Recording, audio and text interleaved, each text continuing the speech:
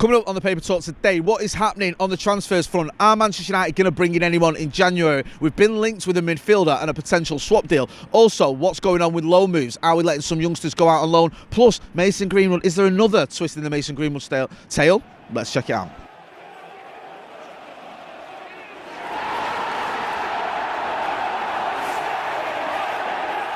Jay here for Stretford Paddock. This is the Paper Talk. As you can see, I'm outside Old Trafford and the weather it's mild. You might not need your parkers, it's up to you. I usually take mine out because I love wearing them. We'll get into it. Loads of Manchester United stories to look at this morning. Make sure, before all that, you are hitting like, share and subscribe. Subscribe to the channel. We want to get to 750 subscribers by the end of the season, and with your support we can get there. We've got loads of great content coming up, so you don't want to miss out on any of that good stuff.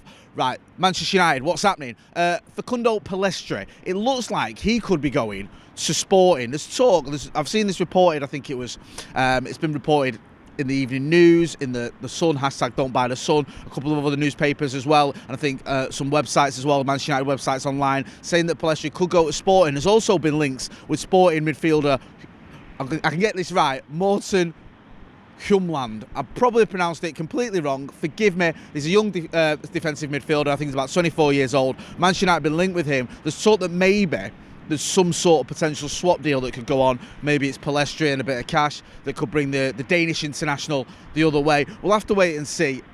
Is this going to happen in January?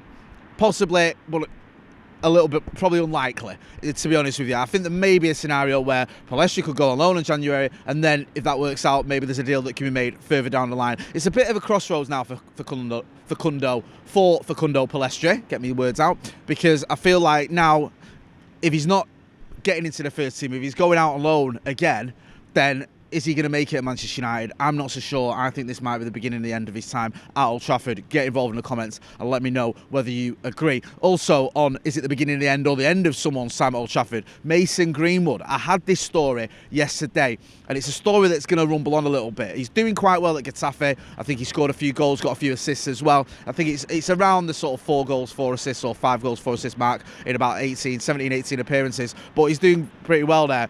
And there's talk of, is he going to come back to Old Trafford? We know we've got issues on the right-hand side. We know that Mason Greenwood's very good in that position.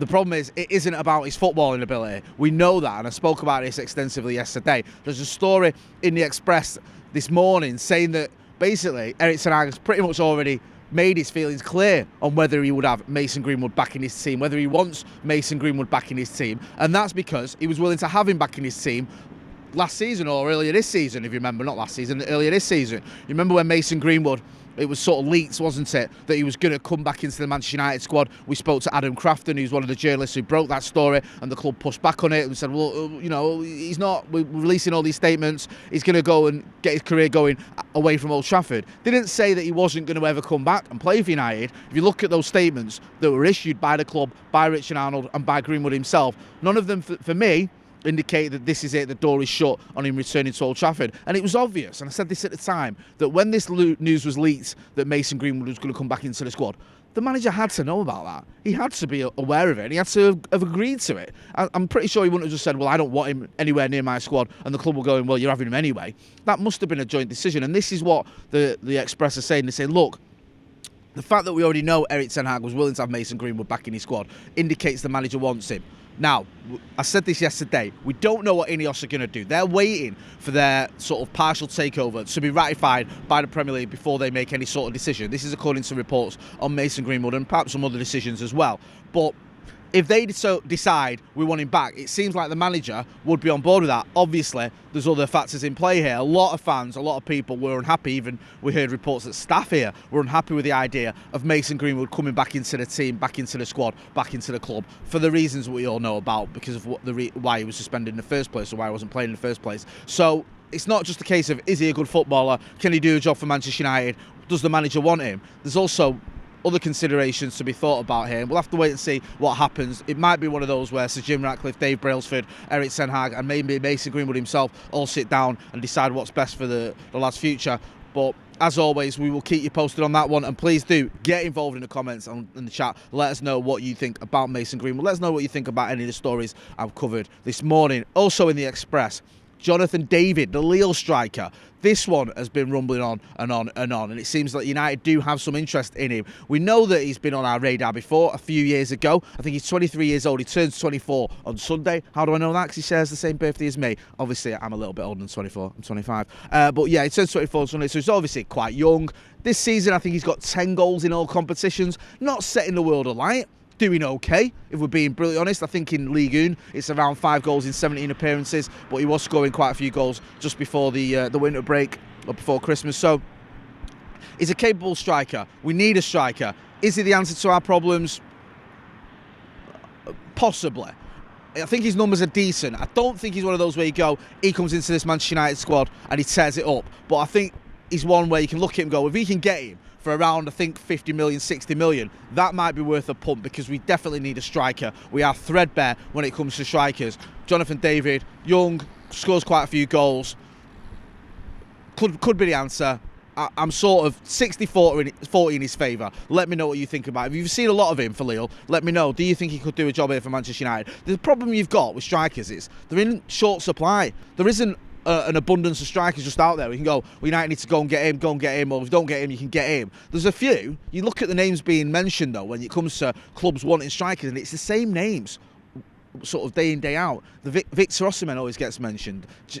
Ivan Toney gets mentioned quite a lot, because there isn't a lot. I've seen Newcastle have been linked with Dominic Solanke. Now, you know, a year ago, people would have laughed at that, but now it's like, he's having a good season, he's a good striker. Why not? Because there's not loads of strikers out there. You can go, oh, well, just go and get one. They're in demand for a reason, and Jonathan David may be the best option Manchester United can get. You might disagree though. Let me know what you think. Just on the striker front as well, Joe Hugill just signed a new deal at Manchester United. Looks like he could be going out on loan to Burton Albion. I think the Evening News have had this one this morning saying that he could be going out on loan to Burton Albion. If he's not going to get any game time at Manchester United, then that makes sense to me. I'd like to think that he eventually will play for Manchester United. I think that's why we gave him a long-term deal. He's a very good young striker. Seems to have leapfrogged Charlie McNeil a little bit in terms of the pecking order, in terms of who's going to be the next player to be given a chance at Manchester United. But I'm not closing the door on Charlie McNeil. He could have a bright future as well. He's a good young striker, and so is Joe Hugill. I'd like to see them both play for Manchester United one day, and as always, we'll keep you posted on what happens on that front. Also, Hannibal Mejbri. Keep talking about this one. Is it going to be Everton? Is it going to be Sevilla? Both of those clubs look like they are interested in him. Now, for me, I said this earlier, I would love to see him go to Everton because I want to see him playing in the Premier League. But I think the latest noises, I think Ornstein and a few others have had this as well, is that Sevilla are in pole position to sign the midfielder, the Tunisian midfielder. So we'll have to wait and see what happens on that one. If he goes to Sevilla, he's still going to be playing at a very high level, and you want your youngsters to go, get experience, and then possibly come back. I would have personally, out of all the options available, like to have seen him stay at Old Trafford and be given minutes. Don't think that's going to happen though. Don't think the manager quite fancies him. So he could end up at Goodison, or he could end up going over to Seville. We'll have to wait and see. As always, we'll keep you posted. Make sure you are getting involved in the chat and the comments. Let us know what you think about all those stories and any more. Let us know if you know any news. Have you got any inside info? UITK? Have you just seen someone down your local, have you seen Jonathan David down your local Sainsbury's? Get involved in the comments and let us know what you think. Going to be back later on with Off the Bar. Me, Joe, House and McCullough back for Off the Bar, so make sure you check us out for that one. If you're not doing already, subscribe to the channel. I've been Jay Motti outside a pretty cold Old Trafford. My hands are freezing. Thanks for watching.